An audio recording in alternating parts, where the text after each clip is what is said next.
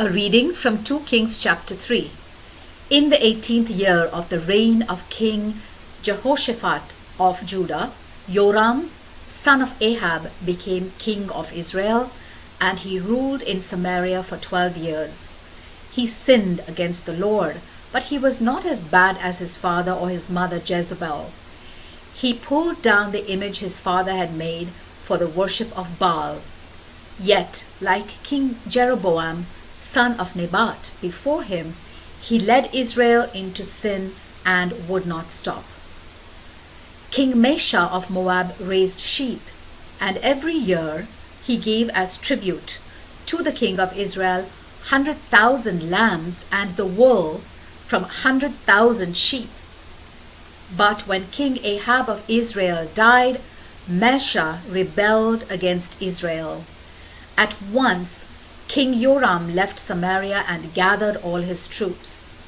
He sent word to King Jehoshaphat of Judah, "The king of Moab has rebelled against me. Will you join me in war against him?" "I will," King Jehoshaphat replied. "I am at your disposal, and so are my men and my horses. What route shall we take for the attack?" "We will go the long way through the wilderness of Edom," Joram answered. So King Joram and the kings of Judah and Edom set out. After marching 7 days, they ran out of water, and there was none left for the men or the pack animals. "We are done for," King Joram exclaimed. "The Lord has put the three of us at the mercy of the king of Moab." King Jehoshaphat asked, "Is there a prophet here through whom we can consult the Lord?" An officer of King Joram's forces answered, "Elisha, son of Shaphat, is here. He was Elijah's assistant." "He is a true prophet," King Jehoshaphat said. So the three kings went to Elisha. "Why should I help you?" Elisha said to the king of Israel. "Go and consult those prophets that your father and mother consulted." "No," Joram replied, "it is the Lord who has put us three kings at the mercy of the king of Moab."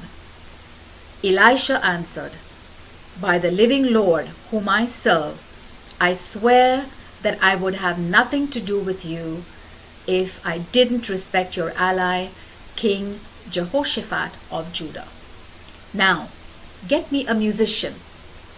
As the musician played his harp, the power of the Lord came on Elisha, and he said, "This is what the Lord says.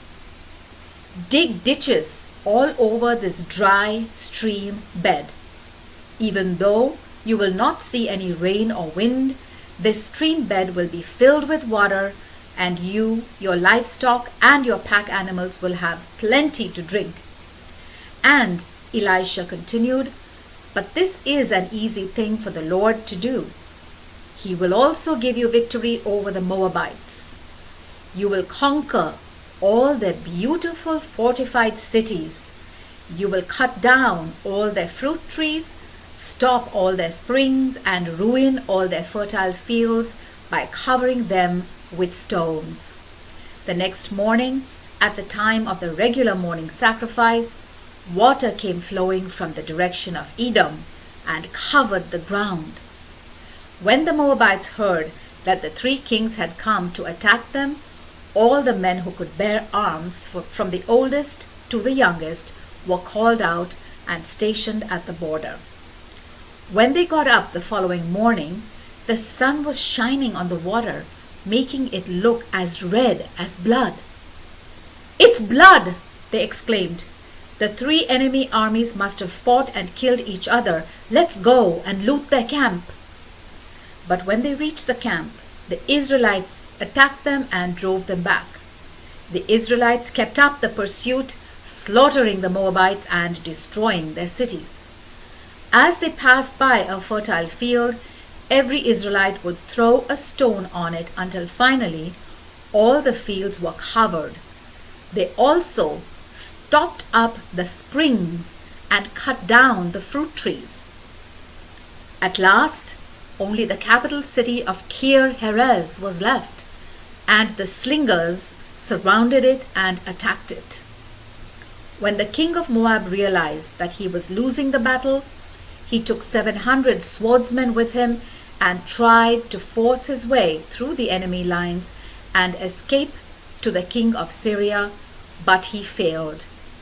So he took his oldest son, who was to succeed him as king, and offered him on the city wall as a sacrifice to the god of Moab. The Israelites were terrified, and so they drew back from the city and returned to their own country. The word of the Lord.